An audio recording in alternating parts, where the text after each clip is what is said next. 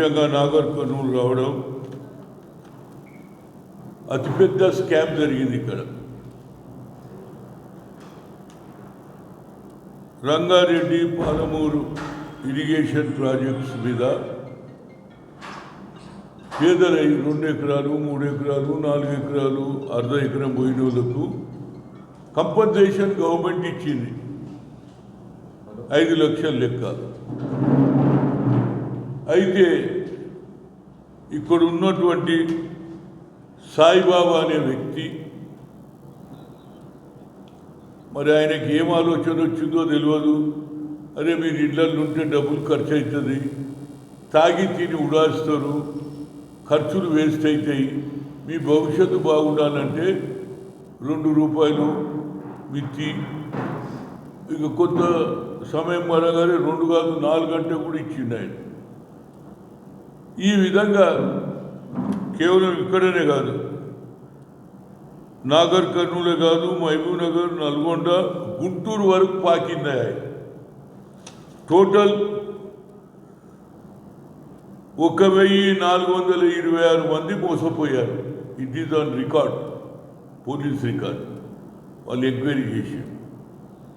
ఎవరినబ్బా సొమ్మని పేదల నోట్లో మట్టి కొడతారండి. ప్రజలకు ఈనాడు కొత్త విధానం అయిపోయింది. ఒక పక్క డ్రగ్స్, ఇంకో పక్క మోసం. తొందరగా ఆశ ఉంటుంది కదా, ఆశ చూపిస్తున్నారు. ఒకడైతే నువ్వు 1,00,000 ఇస్తే నీకు 40,000 ఇస్తా, ఏది సమస్య. ఇట్లా ఆశ చూపించి ప్రజలను మోసం చేస్తున్నారు. ఇది కూడా అనదర్ డ్రగ్ లాగా, ఇది ఒక డ్రగ్ కేసు లాగా ఉన్నది. ఇది డ్రగ్ను ఏ విధంగా కంట్రోల్ చేస్తున్నారో ఈ మోసం చేసేటోళ్ళను కూడా కంట్రోల్ చేయాలనేదే నా ఉద్దేశం. పేద ప్రజలు ఎక్కడ పోవాలి? ఆశ, అరే నా భూమి పోయింది 5 లక్షలు వస్తుంది, 2 రూపాయల మీదకి వస్తే నా బిడ్డకు మనవరాలు పెళ్లికి వాటికి వస్తాయని వాడు తీసుకున్నాడు. దాన్ని ఉంచేసి దీనికి నా ఉద్దేశంలో ఇప్పుడు ఎస్పీ గారిని కలిశాను, వైభవ్ రఘునాథ్ ఆయనను కలిశాను. ఆయన అఫీషియల్స్ని కూడా కూర్చోబెట్టాడు అలాంగ్ విత్ దెమ్. వాళ్ళు ఏమేమి చేసిండ్రో చెప్పారు. అంటే ఇది ఆల్మోస్ట్ 100 కోట్ల స్కామ్. అంటే ఎంతమంది దగ్గర తీసుకున్నారో తెలియదు. 4 జిల్లాల పాకింది ఇది ఇంట్రెస్ట్ కార్యక్రమం. కొందరికి 2 రూపాయల లెక్క అన్నాడు, కొందరికి 4 రూపాయల లెక్క, 5 రూపాయల లెక్క కూడా తీసేసుకున్నాడు. ఇది ఒక బిజినెస్ అయిపోయింది. దీని మీద ప్రజలు మోసపోతున్నారు. డ్రగ్లో ఎట్లయితే అలవాటు పడుతున్నారో ఇది ఒక కొత్త విధానం అయిపోయింది. ఇక బ్యాంకులలో మీకు తెలుసు కదా, ఎవడో వేస్తాడు, అరే sir your money has come 3 lakhs, what is your telephone number, what is your bank number అని అడుగుతున్నారు. ఏది ఫోన్లల్లో. అదొక స్కామ్. కనుక రాష్ట్ర ప్రభుత్వం, రేవంత్ రెడ్డి గారి ప్రభుత్వం డ్రగ్స్ మీద ఏ విధంగానైతే పూరా పిల్లలంతా నాశనం అయిపోతున్నారు, భవిష్యత్తు చెడిపోతుంది, వ్యసనాలకు అలవాటు అయిపోతున్నారు, తల్లిదండ్రులను లెక్క చేస్తలేరు, భార్యను లెక్క చేస్తలేరు, అలవాటు పడుతున్నారు. అట్లనే ఇది ఒక కొత్త మూట. అప్పుడు ఇంట్రెస్ట్ ఇందిరాగాంధీ పీరియడ్లో ఈ ఇంట్రెస్ట్కు డబుల్ ఇంట్రెస్ట్కు అని చెప్పి గతంలో మోసం చేసినట్టు సాహుకారులు వడ్డీకి చక్ర వడ్డీ చేస్తుంటే ఇందిరాగాంధీ గారు భూ సంస్కరణ అమలు చేసింది. ఈ వ్యాపారస్థ మళ్ళీ కొత్త వ్యాపారం అయింది. కాబట్టి దీని మీద తప్పనిసరిగా, ఎందుకంటే ఆ డబ్బు ఎక్కడ పోయింది? చుట్టాలకి ఇచ్చినవా, నీ కుటుంబ సభ్యులకి ఇచ్చినవా, లేకుంటే ఈ డబ్బు ఎక్కడ పోయింది? మాయమైతే కాదు కదా, బిజినెస్ చేసినావు అనేది కాదు కదా. తీసుకోవడం, వేరే వాళ్ళకు పంపేయడం. ఇప్పుడు వాళ్ళందరూ రోడ్డు మీద ఉన్నారు. ఎవరెవరు ఉన్నారు ఇందులో? ఇది సాయిబాబా పని ఒక్కటి కాదు. ఇది సాయిబాబా పని ఎంతమంది ఉన్నారో అందరినీ బయటికి తీయాలి. ఇన్ని కోట్ల రూపాయలు ఒక్కటి చేసే పని కాదు. దీని వెనకాల ఎవడున్నాడనేది తెలియాలి. దీన్ని ఛేదించాలి. ప్రభుత్వం న్యాయం చేయాలి. ఎందుకంటే ఏ విధంగానైతే డ్రగ్స్ మీద రేవంత్ రెడ్డి ఖచ్చితమైన నిర్ణయం తీసుకున్నాడో, ఎక్కడ డ్రగ్స్ ఉంటే అక్కడ పూర్తిగా ఫినిష్ చేయాలని పట్టుదలతో అదేవిధంగా ఇంట్రెస్ట్ పేరు మీద రైతులను మోసం చేస్తూ వడ్డీకి చక్రవడ్డీ ఇదే గవర్నమెంట్ ఇది అయిపోయింది. ఇక సైబర్ క్రైమ్ అయితే చెప్పేది రోజు ఒకటి అవుతుంటుంది, ఎవరితో పేరు పెడతారు ఇచ్చేస్తారు. కనుక దీని మీద ఖచ్చితమైన తీసుకోమన్నాం. మొన్ననే ఎన్డీఏ ప్రభుత్వం కొత్త 3 లాలు తెచ్చింది. మళ్ళీ ఇంట్లో ఏమున్నాయి, వాళ్ళ పేర్ల మీద ప్రాపర్టీస్ ఉంటాయి కదా, బేనామీ ప్రాపర్టీ పెడతాడు. ఆ బేనామీ ఎవడెవడున్నాడు అది ఛేదించాలి. బేనామీ దగ్గర ఇల్లు వచ్చిందంటే డబ్బులు ఎక్కడికి వెళ్ళి వచ్చినాయని ఈడీ కూడా ఇన్వాల్వ్ కావాలి.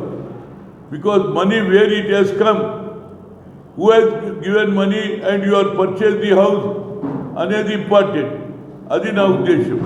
ఎందుకంటే ఇది ఆశాభాష పని కాదండి.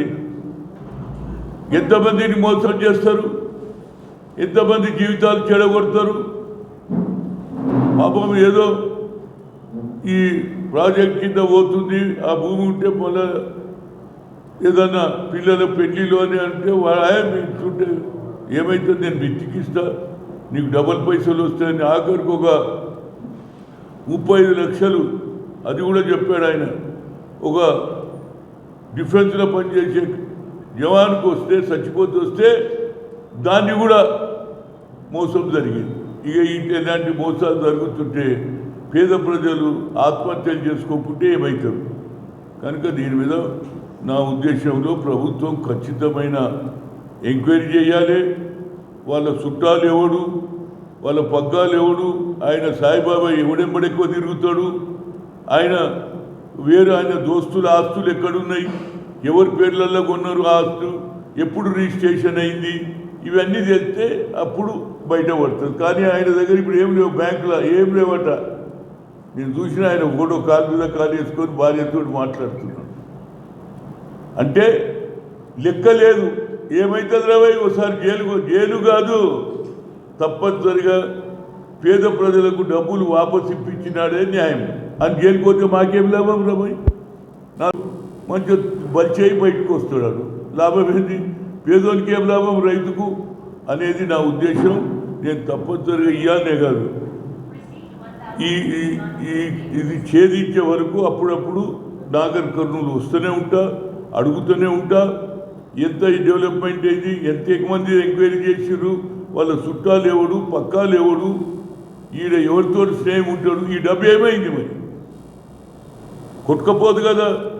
ఏదో మొన్న తుఫాను వచ్చింది, అంతా కొట్టుకపోయింది, బీడి వల్ల తుఫాను అయితే రాలే, మరి డబ్బులు ఎక్కడ పోయినాయి, బ్యాంకులో లేదు, బ్యాంకులో నీళ్ళు ఉన్నది. అంటే that means he has given money to purchase houses or land. ఎవరెవరికి ఆ టైంలో రిజిస్ట్రేషన్స్ అయినాయి తెలుస్తుంది కదా, ఆ డబ్బు ఎక్కడికి వెళ్ళి వచ్చింది అనేది రికార్డులో చూపించాలి కదా. ప్రతిసారి ఆడిట్ అవుతుంది, అదేది ప్రతి సంవత్సరం అది మన దానికి ట్యాక్స్ కూడా కడతాం కదా.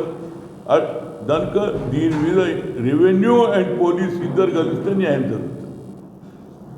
రిజిస్ట్రేషన్ ఎప్పుడైనా ఈ స్థలాలు ఇవన్నీ రావాలి, అప్పుడే న్యాయం జరుగుతుంది అనేది నా ఉద్దేశం.